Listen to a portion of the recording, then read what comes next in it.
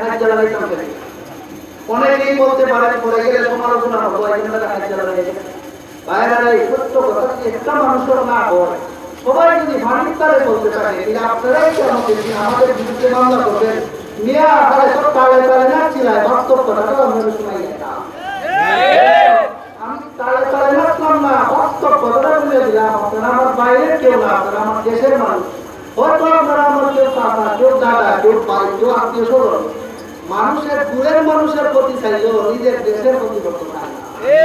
আমি আপনারা হাতের হাতে দইয়া কই, আমি আপনারা একজন হিতাকাঙ্ক্ষী মানুষ।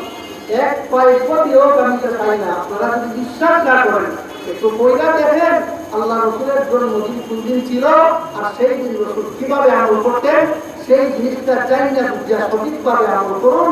আল্লাহ রাব্বুল আলামিন আমাদেরকে সঠিক বিষয়টা বুঝার, অনুধাবন করার, আমল করার তৌফিক দান করুন। আমিন।